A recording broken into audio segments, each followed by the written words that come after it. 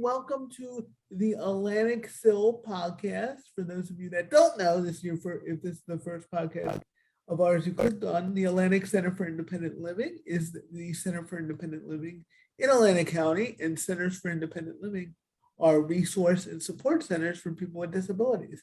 And today, my guest is the amazing Kelly Boyd, who works for the New Jersey Office of Access and Functional Needs. We're going to talk about a very important issue, especially during pandemic times and this apocalypse that we've all been living through in the last couple of years, where you feel like it's one thing after another. And that is emergency preparedness, and how people with disabilities really need to be prepared for any kind of disaster, because at the end of the day, you can't control everything, but you can control how prepared you are.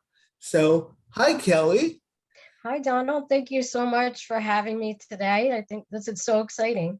I know. I'm excited too. I hope this podcast continues, and I think it will. So, unless I do such a bad job today, I doubt it. So, I have to tell you, I'm a little envious. I always wanted to do a podcast. So they're not.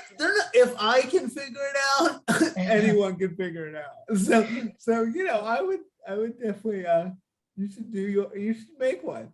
So, one day I might just give it a go. You're starting to make it. You're starting to make it. So first, I wanted to just introduce you. So tell us about the Office of Emergency Management, because the Office of Access and Functional Needs. No, you had it right. You had it right. Oh, I had it right the first time. Yeah. The Office of Emergency Management and Access and Functional Needs. Kind of how you got involved in all this. So just go ahead and give us your spiel. Okay. Well, to give a brief background, I was Miss Wheelchair New Jersey 2007, and I was approached by Mary Geffert, who held a position that I now hold as Access and Functional Needs Planner at the New Jersey Office of Emergency Management, and also your colleague, Scott Elliott, from the Progressive Center for Independent Living. And there was a push back then to find an advocate who was fairly well known throughout the state, which I don't know how well I was really at that time, to encourage people with all types of disabilities to prepare for emergencies. And, they wanted someone else with a disability. And I have arthritis. I was diagnosed when I was 2. I use a motorized wheelchair predominantly to get around, and occasionally a walker or a manual chair if someone's pushing me. So, I know what it's like to have a disability. And anyway, I agreed to do it. However, I didn't know a whole lot about the field. And I know there's a lot of people today who are, still learning or maybe haven't heard much about it. So eventually I was hired by FEMA, and over the years I came to take over Mary Geffert's position when she retired. And my role is to kind of twofold. One, to help educate people with all types of disabilities on how to prepare for emergencies of all different kinds. And then also to work with emergency managers throughout the state and other first responders, the Centers for Independent Living, like yourself, as you know, Department of Health, all agencies involved in emergency preparedness, to help make sure that they include people with all types of disabilities and access and functional needs, and that they can fill any gaps that are out there. And just to clarify for your audience, those we refer to as having an access and functional need could be someone who doesn't have transportation, someone who speaks a language other than English, someone who has dyslexia. So the term has become quite broad that we have a little joke going on that it could almost encompass everyone. Right. So, and I think that's a real important point. And I was going to ask you to clarify, because somebody could say, oh, they could be listening to this and go, oh, I don't have a disability.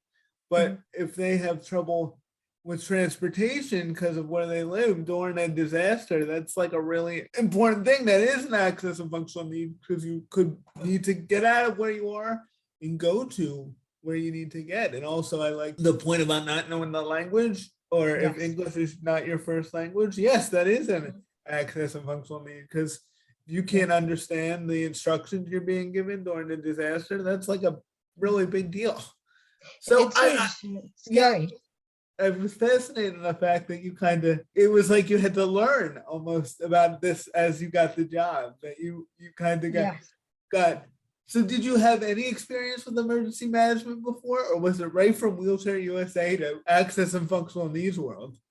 So I went to college at the College of New Jersey for journalism and professional writing, with a minor in communications. So really, I didn't know a whole lot about it. I got the crash course when I started collaborating with Mary, and she invited me to sit on what was then called the Special Needs Advisory Panel. Today, as I know you know, Donald, it's called the New Jersey Group for Access and Integration Needs in Emergencies and Disasters, NJGAIN. And at that table, it's a little bit different now, but we have a lot of representatives from state agencies that are responsible for either emergency management or providing disability related services. And then we have a number of advocates from organizations around the states, as well as social service agencies and like the Red Cross. They're all at the table. So back in 2007, I was invited to join that group, and that's how I started to learn about emergency management and what was going on in New Jersey. At the time, we were very lucky to have Steve Kemp, the FEMA Region 2 regional administrator. I joined a few meetings, and he had a disability as well. And he had ultimately asked me to come on as a disaster reservist for FEMA Region 2. And ultimately, that turned into some full-time work planning the first regional special needs conference, as it was called then. And from there, I started working full-time for other companies that handled emergency management issues for the DAFN community, and ultimately ended up at the state in 2010. You just never know one thing is going to lead to another. You never. No idea. I tell people with disabilities that all the time. They'll sometimes ask me, and I'm sure you get this too, like, how do you get a job? And I'm like, get involved with things, because you don't know what's going to come about. Like even if it starts out as a volunteer job, or you're just going and kind of, hanging out, there are all these places that need people with disabilities. You don't know what it's going to lead to. I always recommend volunteering, especially with, some of the well-known groups in the communities, because you're able to show people what your capabilities are and can contribute to a good cause. And then oftentimes, yes, it does lead to other things like a position in the field you're interested in. And I joined the state in 2010, originally working for the Division of Developmental Disabilities, handling both emergency preparedness and communication. So I got to meld both of my fields. Yes. Yeah, that's awesome. So now let's talk about emergency preparedness. What are the things that all people with disabilities can do to prepare for any disaster? Like, what are the things? I know there are probably things that drive you crazy. Like, if this is what you should be doing during the good times, they call them those blue sky days. Correct. To be prepared, because eventually something will happen. You don't know what, but someday something probably will happen. Yes, and that's what we say. And I think people realize that a little bit more now with the pandemic and some of the hurricanes we've had and all, but you're absolutely right. For the bulk of my career, people really didn't believe it would happen to me. So part of what I start out with when I try to educate others on how to best prepare is encouraging them to do a self-assessment. And if this is a little bit difficult, perhaps they want to call the Center for Independent Living. Exactly, yes. And see, but they really need to think about what affects the community I live in. If I am correct by you, sometimes you have fires, hurricanes and flooding, maybe not as much snow, but yes. But it still happens. It still happens. Yep. Yeah. So you really want to think. We also have to include incidents of bioterrorism, anything like that. And again, the things like the pandemic. So first of all, once you thought about that, keep in mind there are many more people with disabilities, and perhaps they count in Atlantic, but it's usually 10% of the population. In Atlantic County, it's about 13%. Okay. 13%. So a little bit higher. So Yes. folks have to remember there are only so many first responders Mhm. compared to people with disabilities. So some people have the mindset, I don't need to be prepared, they'll come and help me. They can't be everywhere at once. So I encourage people to prepare the best they can. And I'll talk a little bit about that in a moment, but also to have a support network of folks who can help you plan. And you want to keep that updated. But in my support network, depending where I am at the moment, I have family members, coworkers, my neighbors, and some friends and personal care assistants. And they all know that they're part of this list. And again, I try to keep it updated if somebody should move or something like that. But I work not only with them, but also, my colleagues to develop a preparedness plan. And sometimes folks are overwhelmed by this, and you can find things online like the Red Cross has a calendar that you can follow and do something weekly, daily, monthly. You don't have to be overwhelmed and do it all at once.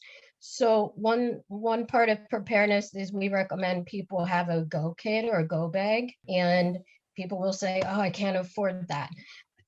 You could do a piecemeal.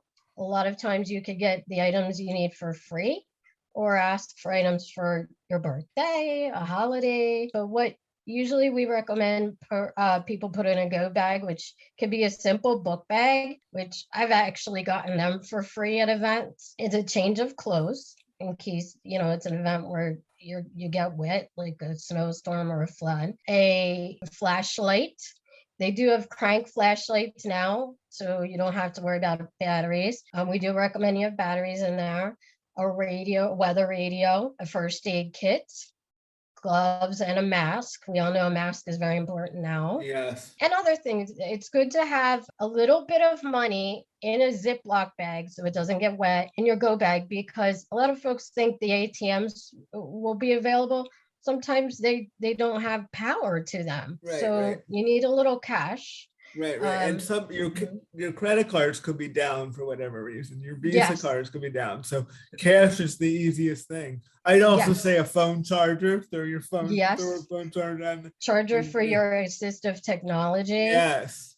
Yes. And what about medication? What about medication? Yes. So that people find it to be a little bit tricky, but we recommend you make sure you bring along your medication and also have, if you can, some prescriptions for your medication, because if you're staying in a shelter, there's usually nurses on site and ways to fill your med if you run out or if it gets ruined, lost, whatnot. I also always carry a list with me of all of my medications, which actually proves very helpful at the doctor's office too. And I take a photo of this list with my phone and send it to my support network. And so not only is this helpful if someone has to evacuate in shelter, but a couple times I've had to go into the ER and my loved ones are able to pull up the list so the doctors know what I'm on. Right. This is if you're for whatever reason unavailable to tell the doctor this is what I need, they could just go, there it is. And that way it's not an issue. They actually, at my appointments, they really appreciate it because it's so much easier for them to read or just make a copy of. Right. And I always date it. Right. I think that's really important. And I understand that a lot of this can feel overwhelming to people, but that's why it's so important to do it during times where you have a clear head and can think about it, and not when we're in the middle of a disaster, because you're going to inevitably forget some things when you're panicking. You're gonna enable. So even if the first thing you do is just make a list of your support system, and I mean everybody goes, they hear that word and they're like, oh, that's so overwhelming. But it's just your friends, your family, your neighbors, and it's just people that you have a relationship with that you can lean on. And also don't think about it as negatively. Like, I know people with disabilities sometimes, because our society makes us feel that way, like, oh, I don't want to be a burden to anybody. I mean, you have things to offer too, so you can be part of somebody else's support system. Like, people with disabilities have a lot of expertise with a lot of stuff, and I know we have to-go bags at the center, but like Kelly was saying, it doesn't have to be some big production bag. Right. It can be a book bag. Yep. So it's just so important to sort of think about what would I Hmm. do if things went, there was a disaster? Because you also got to think about, I know you talked about at the beginning, kind of this mindset of, well, the government's got it. They'll take care of Right. it. But Hmm. you and I, we interact with the government, you work with the government. Like the government, even if it's working at its most best, like things happen during a disaster. The government gets overwhelmed. They can't get to Hmm. every person with a disability Yep. and ensure that all their needs are met. So I Hmm. know in an ideal world that would be perfect, but that's Hmm. probably not going to be the real world. So you That's got to be prepared. exactly right. And another thing before I forget, we always recommend folks have bottled water in the go bag, some non-perishable food, preferably items you can open without a can opener. Um, Yes. because unless you have a manual one, people forget there may be no power to use a Right. can opener, but things you could eat without power. And make sure you rotate your stock because things do expire. Even water Right. bottles go bad. But these are things like pill containing, the pill boxes and water. You can go to a lot of events like the Abilities Expo and get them Right. and put them right in your bag. And Right. it's great. Also, if you have a service animal or a pet, please have a bag for them as well. They do make them, but I find it much cheaper to make your own. You can use a little lunchbox and put a baggie of their food and a bottle of water and a little bowl in there, and you're good. Right. They're good. And, because people's pets are so important to them. And they really, again, during a disaster, you want to be able to get your pet to wherever they need to be as Hmm. well and really think about that. Because, again, if Hmm. you haven't prepared for this and it's the middle of a disaster, it's like, well, what am I going to do? Where do I put this dog or this cat or whatever you have? Yeah. And that's why it's important to have a support system too. And they know, well, I'm gonna have to bring the dog or the Hmm. dogs so that they're ready for it. So it's just Yes. preparation is really key. And talk a little Hmm. bit about I know we as a cell in Atlantic County, we make a lot of calls using the New Jersey Register Ready system. And I Yes. know not everybody knows what that is, despite Right. our efforts to educate everybody about it constantly, even people on the database when we call don't know they're on the database. So It is funny, as hard as we yes, tried, and that went into place when I first got involved in all of this back in 2007. For those listening, I actually mentioned to Donald recently, Atlantic is one of the counties with the most registrants, and I really have to commend Donald for getting the word out and keeping up with it. And he works in partnership with the Atlantic County Office of Emergency Management County AFN coordinator. But Donald and his staff have just done so much to keep this going. And what it is, for folks who don't know, it is a state system that I oversee personally and give access to each county AFN coordinator, access and functional needs coordinator, their emergency managers, and then a lot of the centers for independent living have been granted access as well. So individuals with disabilities like myself, for instance, can register. If I wasn't able to do it myself, I could ask a family member, friend, or personal care assistant to do it. You can either call 211 or you can go online to registerready.nj.gov, or sometimes call your Center for Independent Living and they'll help you. yes, And you can write as much or as little as you like, but there are questions in there that ask for your address, the nature of your disability. You don't have to say what it is, but you could say, I use a motorized wheelchair, so I would need power. I don't have a vehicle, so I would need transportation if we have to evacuate. I use oxygen, anything like that that you think they would need to know, that would help them to plan is what they're looking for. As an example, I know Cumberland County really focuses on the number of people who need oxygen because when Hurricane Sandy hit, there wasn't enough and it was hard to get supplies in. So they really try to make sure they have the ability to get people oxygen. There's different trucks that provide it now, or different ways you can keep supplies. So these are things that are helpful for them to know. They also look at whether you require a personal care assistant. Just so everyone knows, this is confidential. Only certain people are granted access if they're involved in the planning and response process. It is free to do. We do ask that you update your information annually. And this was, I found, just such a wonderful thing during the pandemic, because individuals like Donald and the staff at the Atlantic Center for Independent Living made calls quite regularly. Donald, and feel free to jump in, Yeah, but to check on folks. we still do it. It's a great system, and the idea that it's supposed to, if an evacuation order is given, you're supposed to be contacted by your emergency management office, and they're supposed to make sure you have what you need in an ideal circumstance. So it's a great system. We're not asking for anyone's social security number. We're not asking for it, like, but the more information you give about your disability and what you need, the better it is for places to help you during a crisis. And Yes. it's a great system. I know there are a lot of people with disabilities. They don't like giving out their information to anybody. And some of that instinct is a good instinct. I understand, because you got to be careful. But there are also good places trying to help and that could use, like Register Ready, who could use the information. And during the pandemic, we were able to call everybody on the list and just ask, do you need everything? Do you need anything? We're here. Do you have the resources? And one of the awesome things, Kelly, was I got people who said, I'm good, but I'm just so happy to hear somebody ask me how I was doing. So, you know, because it was just chaos, especially at the beginning of it. So I just think it's a really important system. Kelly gave the address. You could Google, it comes up right up. If you do NJ Register Ready, you could call the SIL 609-748-2253, and we'll connect you, because we still use it to this day. I mean, I have a staff member calling, and we're just passing along resources about that people need. So it's a great system. I know Kelly has been pushing for it forever, because it is a central place where if you're on it, we at least know it gives us something. It gives us something. And it's just very helpful.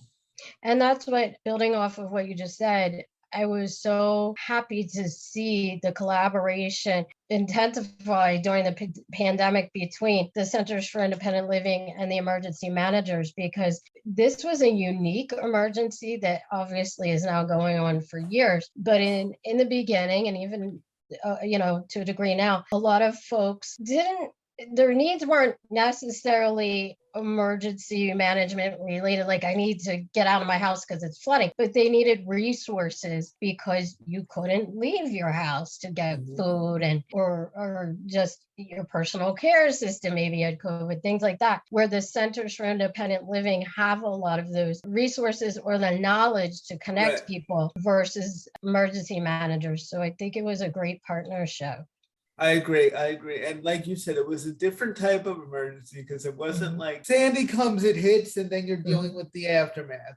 Tornadoes come, it hits, and then you're dealing with the aftermath. This pandemic was like, it's so hard to figure out exactly, are we in the end, or where are we in this, like when this is over, and you know, we're learning that we're just going to have to live with it to some degree in a safe way. But a lot of people, just like I said, needed the emotional support of like, and that, you know, too, that's really a good point. There are various helplines that were set up by the state that still exist, that folks on Register Ready, if they, you know, got a call, could be connected with, because otherwise they may not have heard about them. Exactly. I remember when the vaccine first started rolling out, we were able to call people and just tell them about, because it was confusing, especially if you had a disability. How do I sign up? Where do I go? It was overwhelming. You know, we were able to help connect people and sign people up to the vaccine. And that's the stuff Kelly has been preaching and trying to get people to understand. Like, Register Ready gives people with disabilities, like I said, we know you're there, you know, so that we have your information, instead of a lot of times what happens in disasters, it's like people with disabilities are the last people everyone thinks about. So this is to keep it front of mind. And it's just really important, because people with disabilities are the most affected by disasters, because we're the most vulnerable. So you have to do what you can do to protect yourself the best you can. Mhm. And I think it was good too, because a lot of folks who received a call maybe had some questions on how to prepare. And then Mhm. some groups, like I believe even your team has called just to see if people needed help planning, or obviously held workshops and Right, then. right, right. Yes, we've held Okay. workshops, and like I said, a lot of people, and we were able to also educate people on what register ready is. Because some people, their caretaker signed them up, or parents signed them up, and they're like, what is this? And that's when you get they think you're a scammer. but Yes. but you're able to educate them, and they're like, oh, okay, and then they start to understand, and that's important too. And it's important for people, even if they just, like, I was just happy if somebody knew what the cell was, so they knew there was a resource out there, like, and that they Yes. weren't alone. So And that makes me happy too, because more of their needs can be met. And I should say, in case anyone is listening in who's not from Atlantic, every county does utilize Register Ready a little bit differently. So it is fine if you'd like to call your Center for Independent Living or your county office of emergency management, which you can find online if you can Google. right. Or maybe, even call your local police department. They could give you the number, but ask them, how do you utilize it in the county where I reside? There are some counties that will go door to door to check on people in a storm. Mhm. It does vary.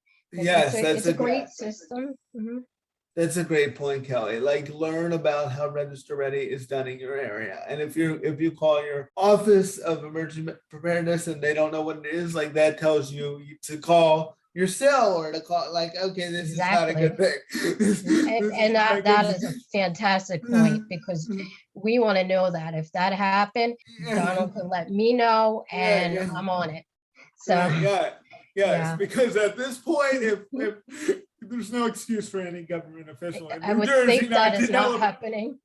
not to But know about, and I don't think they are, but it's just, I guess the point I just want to make is, you really need, as a person with disability, to take the initiative on a lot of this yes. stuff. And I'm not saying it's fair or it's right. I'm just saying it is what it is.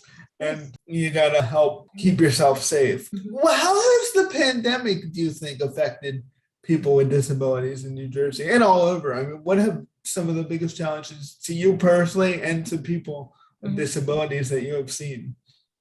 Well, one little last thing I'll say before I respond to that is, for folks who are able to go online, we do have the Register Ready brochure on there with details in 9 different languages. That's And awesome. which, yeah, I'm so thrilled. We just got that set up, and I can get copies in Braille for those who need it, but a special request would have to come in to me so I could do that. But to answer your question, the pandemic, it I have 2 sides of thinking on that, believe it or not. I've Part of me felt like individuals with all types of disabilities and access and functional needs were actually, for the most part, more prepared for this than I, the general public. I You agree know? with this. I agree with this point. Yeah, For some people, they were already on a fixed income. They were already, they were exactly. already used to living on a really tight budget. Exactly. They were already used to being kind of isolated, which is a shame. But for a Hmm. lot of people, it was. You're right. It's that one side of, like, there were some people who had really intense needs, and then I would call people, and they were like, "This is just a normal, week for me," and I'm just Right. kind of living my life as everybody sees what it's like to be kind of in my situation. But yeah, Hmm. elaborate more on that, because I agree with you. Yes. Well, one of the things that I know, a lot of my friends who can't drive due to their disability already have groceries delivered. So there was no change in that for them. And, or rely on online shopping like Amazon. Whereas I knew people, like even my own parents. Oh my goodness, how do we switch to that? I also relied, because I have a weakened immune system because of my disability. So I do drive and usually do most of my own errands, but I, especially in the beginning of the pandemic, really isolated and relied on my personal care assistant to do my shopping when she did hers. So that worked out pretty well. And I did online shopping as much as I could too. So, I just adapted in that way. And I found actually the ability that I was able to work remotely wonderful, because it was less wear and tear on my vehicle with the ramp, saved me gas, less wear and tear even on my wheelchair. I felt healthier overall because I was isolating. Right, and you weren't worried about getting here and getting there and everybody, you used to travel all over before. Oh, you were right. And now I'm reluctant. Now you're like, because we see, there are things I look at now, and I'm like, I hope we take those lessons from the pandemic. Like, there are great things to do in person, and I'm all for it. But like Zoom, it's so easy. Like, you can have meetings with anybody wherever. And I guess this is kind of my point when we're talking about, when you're highlighting the point about how kind of people with disabilities on some aspects were more ready for this than people without disabilities. It's like, well, because we were suggesting a lot of this stuff long before it was cool. Like, and I think it proved we were right. Yes, why people, yes, exactly. People with disabilities should be listened to more. Yep. And I think it's great, especially for folks who can't drive now. You can be part of meetings much easier. Right. You can get to where you can be engaged in a lot of these groups. You can be engaged in a lot of these for work. And there should always be that option. That's what people with disabilities are always arguing for. Like, just make it an option. And it just makes the world a better place. Same thing with online grocery shopping. It's like, we've been saying that's great for a long time. Well, go ahead. So things like that were helpful. I know some folks did feel a little more isolated than usual, and I'm also saying those who were part of the general public who were often out and about, and then some people with disabilities like myself who were able to drive, go to work, go to different events, did find it isolating. I, however, was okay with it because a lot of the things I was doing became online groups and events. And heck, I was okay with sitting at home in my sweats, having, my sorority, for instance, would do different game nights, even a career night, and I could just log in, and I still felt like I'm seeing my friends. And some I saw more of because they live far away. Right. Now that they're doing this. So that was great, but I'm sure you wanted to know the downside. Tell me about the downside, because there definitely were. There were a few different issues, or probably many, but I'll highlight a few. One that actually affected me quite a bit too was, if you rely on a personal care assistant, I found that pretty much all of mine at one point or another, and sometimes several times, had to quarantine. So now I'm trying to juggle who can cover, and it was getting trickier. So that became tough. I know some people experience the fact that the personal care assistants just didn't want to come out in the pandemic, especially considering their pay rate. They didn't feel it was worth the risk. I know that did help push their pay rate up a little bit, but when you're considered essential, that brings about some different issues. I did have a personal care assistant who early on didn't come for a month because she just didn't want to leave her home. And then when I actually got COVID about the middle of February, my biggest problem is now no one could come here and help me. So because you had it. Yes. Yep. So I would typically rely on my mother, but guess what? She got it, and my personal care assistant got it. So my father was trying to help go between my mother and myself and help us. And then when she got a little better, she was helping me because it did take me longer to recover. Right. That's a really key point, is that, it does affect people with disabilities. I would say usually more severely because we're already vulnerable. So, like I tell people, even though I have cerebral palsy, so I don't really have any lung problems, but I can't afford to have trouble breathing. Right. Like same thing with you. Like we don't need another thing. We got enough stuff. Like And that was it. And I was a little worried, even though I had the vaccine 1 and 2 and my booster and my flu shot. I wasn't sure how I would be affected. And I've been one over, I'm almost 42, never really gotten coughs and that kind right. of issue when I was sick, but with this it wouldn't go away. So it took a few weeks for that to go away. That lingered for sure, and the fatigue lingered, and it was also like a bad flu. And then as soon as you think you're getting better, wham, comes back, even if Right. you test negative. So that's what's been difficult. You really can't predict it. So we are still encouraging folks to get the vaccine if they Oh, have not. absolutely.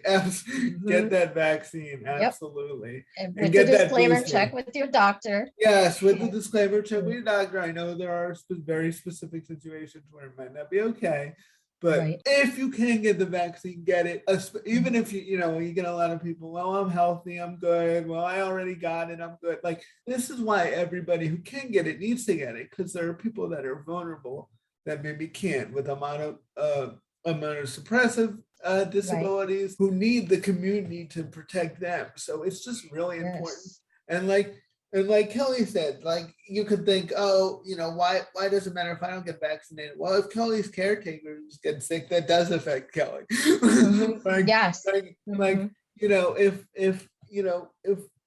If our hospitals are full, luckily now cases are down, but during those peaks, that's affecting people with disabilities who can't access healthcare. So please, Kelly and I are in total agreement on this. If you can get it, if your doctor recommends it, and 99% of doctors do, except for really specific situations, get your vaccination, get boosted. Because Kelly, I'm sure Kelly thinks every day, like, thank God I had my vaccination. Absolutely. So much worse.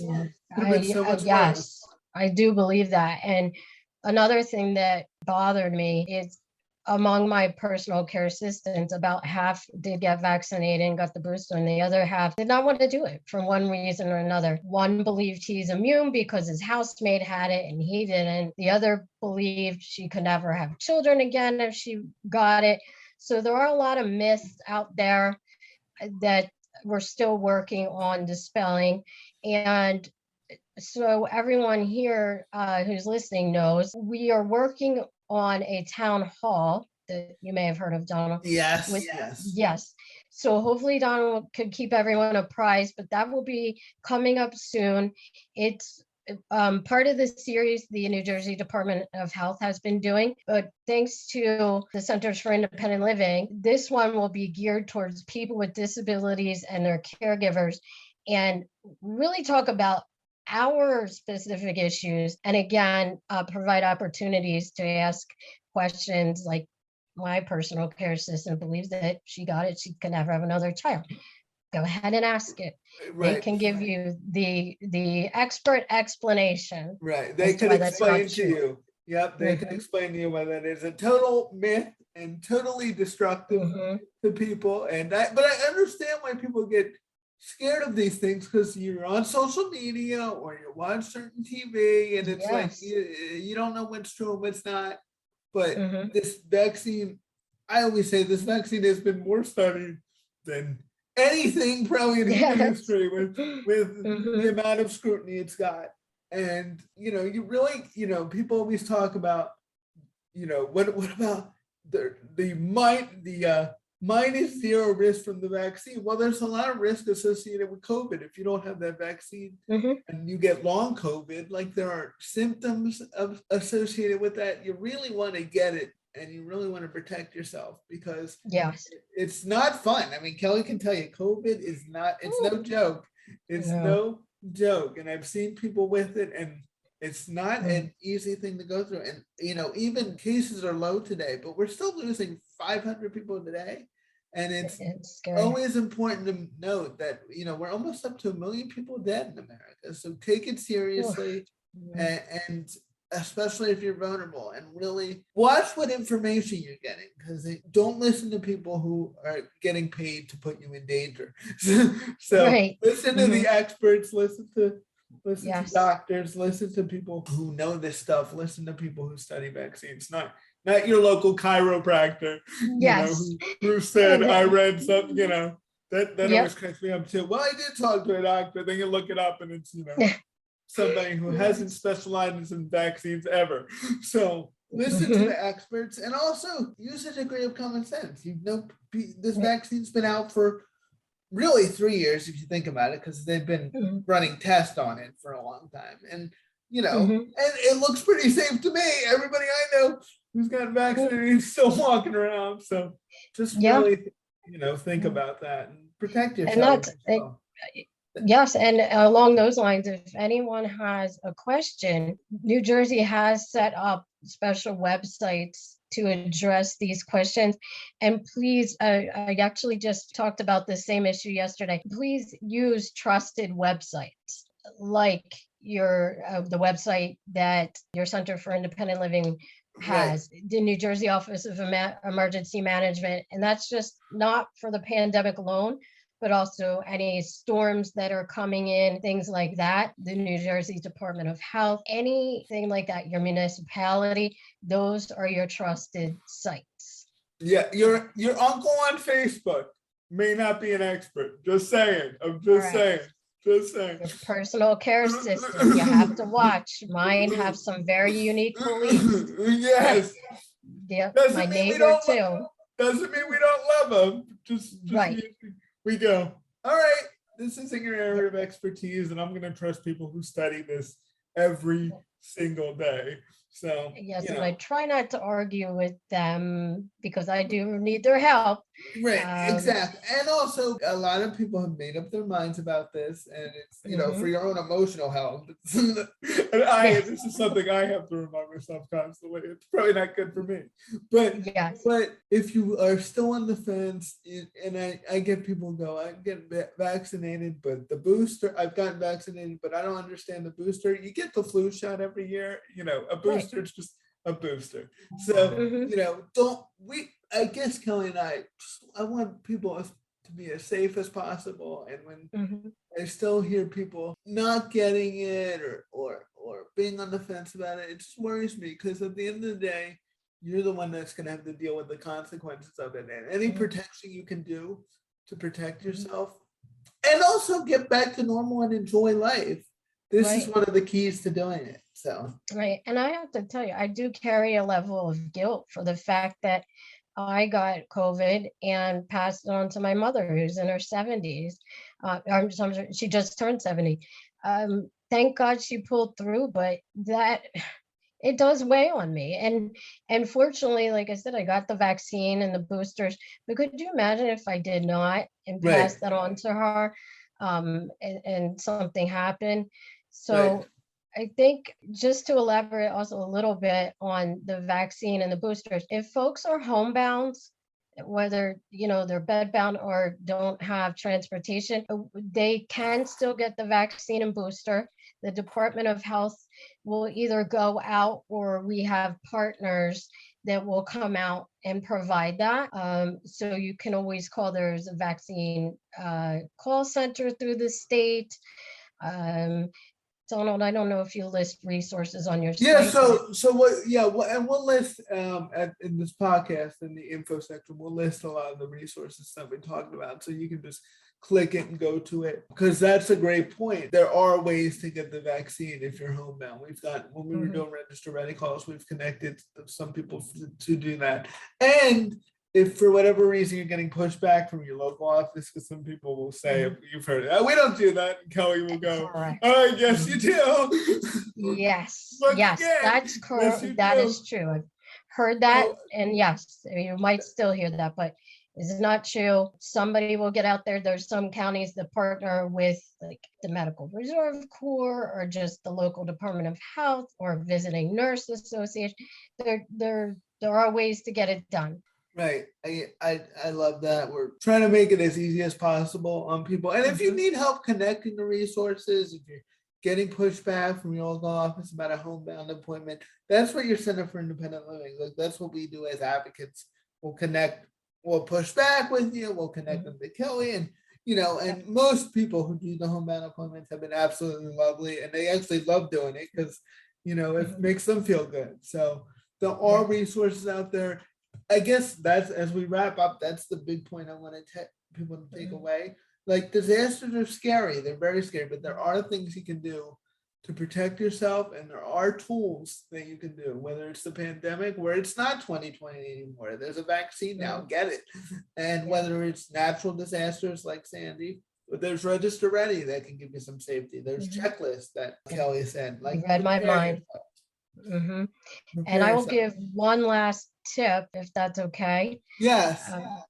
So another thing that's great to include in your go bag, or with a trusted friend or family member, and I really strongly emphasize trusted, is to have copies of your important documents in a bag, like either a Ziploc bag where it can't get wet, or they do have these bags online now that are pretty cheap, especially on the Amazon deal pages, where if there's a fire, it won't destroy the items in the bag. You'll want to keep your medical records in there, insurance, paperwork, mortgage, anything like that. And I personally keep copies with my brother, who's out of state in Virginia. So we always recommend you have an out of state contact for a number of things, either making sure documents are there, or as a place to stay, or if the power's down here and I can't call to, say, set up a hotel reservation, my brother could do that if I can reach him in some fashion. Right, and that's an awesome way to think about it, because there could be a big flood in New Jersey, and you could not have access to your documentation. But knowing that your brother does in Virginia, you just don't know what could happen. And I don't mean to, I don't want people to be living with anxiety and not being able to sleep at night, but I want people to be prepared, because that's just something you can do. If you have an out-of-state friend or a relative you trust, hey, keep this where you keep your personal information, and in case something happens, let something happen. But as Kelly said at the beginning, make sure they're a trusted, responsible member of your family or friend circle, and really think about it. Well, sorry about that. Some people will also put it on a flash drive, but keep in mind, again, if the power's down, that's no good. Yes, that's an important point to close on too, because I as a kid of the 90s, I always forget how many things run on power, and when the power goes down, I still find myself going, oh, I'll just turn on my other computer. Oh wait, no, I can't turn on my computer because it's connected to power. And I know people who are older are probably laughing, it is part of just living with technology all the time. Oh, I'll just plug my phone in. No, you can't plug your phone in, because Well, I do try to have things around that either run off of solar power, or there's something called the Blackout Buddy by the Red Cross, that very inexpensive, but when the power goes out, they're worth their weight in gold, because the lights will come on, and they're not super bright, but it gives you enough light to get through your home or wherever. So those kinds of things are worth looking into. And again, it was $10 for 2. They make great little birthday presents and things like that. And like Kelly said, and that's what we'll close on. A lot of this stuff, you won't need it until you need it. And you'll be happy when you have it. A lot of this stuff, you're probably thinking oh, a to-go bag, that'll take time. Well, when it's a to-go bag, you'll be happy you did it when you have to go somewhere very quickly. So really think about it that way. You won't need it, and hopefully you'll never need it. That's the hope. That's the hope. But you can't live your life just based on hope. Hope is good. We like hope. But we had hope plus preparation, and that increased our chances of surviving, which is the key during a disaster. Surviving. Yes. And when you said about anxiety, we're not here to talk today to stress anyone out, but actually it should do the opposite. If you're planned, you should have feel good that God forbid something happen, you have your plan, you have what you need. And Right. for a lot of people, that doesn't lessen the anxiety. Right, and it lessens the stuff you have to do during that disaster, so you can really focus on those immediate important things. Because you already got your to-go bag ready, so you already have an idea of where you would go to for shelter. So you're not in that panic, and I'm sure in a disaster, it'll actually reduce your anxiety because you will unfortunately see people around you who did not prepare, and Yeah. you'll say, well, at least I'm not there. Mhm. But thank you, Kelly, for coming on the podcast. Do you have any closing words? But thank you for having me. I'll just give it to you if you have anything else to say, and we'll just end there. Well, I'm sure I could go on for hours, but I thank you for having me on here. You are welcome to share my contact information and, the NJOEM websites. Definitely, folks, check out the checklists that are out there and the brochures you can find online, because there's other things we didn't get to talk about, like when there is no power, a lot of the local libraries and places like that will allow you to go and charge your wheelchair or assistive technology. So perhaps a part two. Yes, there definitely will about be a those part things. two. There will be a part two because there will be other issues to talk about and other issues that come up. But thank you, everybody, and we will include links to a lot of this stuff in our podcast. Thank you, everybody. Until next time, we'll see you on the Atlantic Sill podcast. Bye. Bye, everyone.